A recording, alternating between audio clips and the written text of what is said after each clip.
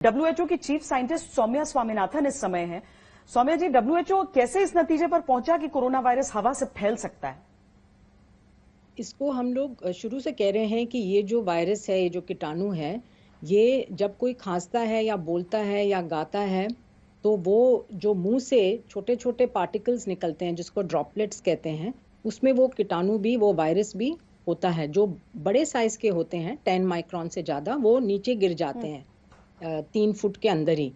तो इसीलिए अगर आप बहुत पास हैं किसी के और वो आपके मुंह के ऊपर खांस रहे हैं या जोर से भी बात कर रहे हैं, तो हो सकता है कि वो 3 फुट के अंदर जो है वो डायरेक्टली वो पार्टिकल्स आप उसको सांस से अंदर वो जा सकता है आपके फेफड़े में।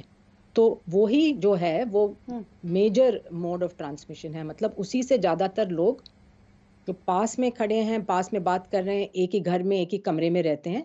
तो इसमें एक चीज और भी हो सकती है कि जो इसमें जो छोटे छोटे बहुत पार्टिकल्स निकल रहे हैं छोटे साइज के, वो कुछ देर तक हवा में रह सकते हैं, 10-15 मिनट, आधे घंटे के।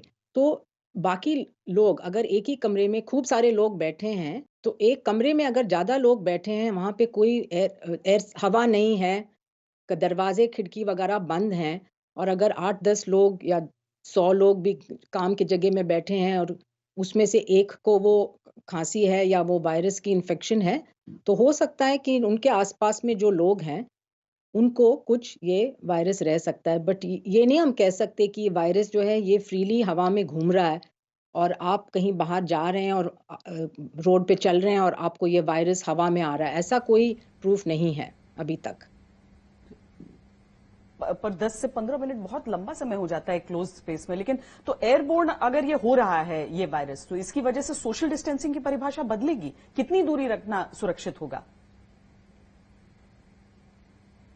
उसमें कोई बदलाव नहीं है। तो हम पहले से जो कह रहे हैं कि 3 फुट का आप डिस्टेंस रखिए, बट हमें ये भी पता है कि कई बार वो नहीं हो पाता है क्योंकि भीड़ भाड़ ज्यादा होती है। तो उस टाइम पे मास्क पहने, और अगर आप ऐसे जगह में हैं जो बंद जगह है और जहाँ पे काफी लोग हैं और आप वो डिस्टेंस नहीं रख पा रहे हैं, तो वो मास्क पहनना ज्यादा बेहतर है। क्योंकि अगर सब लोग मास्क पहनेंगे, तो जब आप बात करेंगे या खांसेंगे, वो जो छोटे छोटे पार्टिकल्स हैं वो बाहर नहीं जा सकते हैं, वो वहीं पे रुक जाते हैं उस कपड़े से।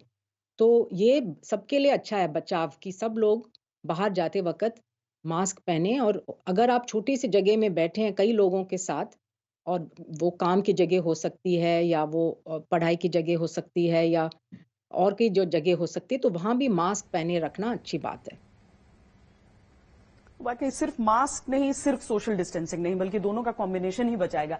लेकिन सौम्या जी, अमेरिका की एमआईटी ने एक नई स्टडी जो अपनी पेश की, उसमें आशंका जताई कि अगर कोरोना वायरस की कोई वैक्सीन नहीं आती है, जिसकी अभी तो गुंजाइश है नहीं, अभी तो समय लगेगा, तो भारत में 2021 की शुरुआत तक कोरोना का सबसे भयानक रूप देखने को मिल सकता है। रिपोर्ट ने कहा कि भारत में हर रोज 2,87,000 केस आ सकते हैं। क्या हो सकता है ऐसा? बहुत ऐसे भयंकर टाइप के प्रिडिक्शंस किए जा रहे हैं, तो हमें इन चीजों पे ज्यादा ध्यान नहीं देना चाहिए, क्योंकि वो कुछ अजम्पशंस करते हैं। अगर सब बैठ जाएं और कुछ भी ना करें, और लोग कुछ ना करें और सरकार कुछ भी ना करे, तो फिर हो सकता है कि ये वायरस ऐसे फैलेगा। बट ऐसे तो परिस्थिति नहीं है, क्योंकि सरकार काफी कुछ कदम उठा चुकी है, उठा रही है, और लोग को भी काफी जानकारी हो गई है और लोग भी अपने प्रिकॉशंस ले रहे हैं।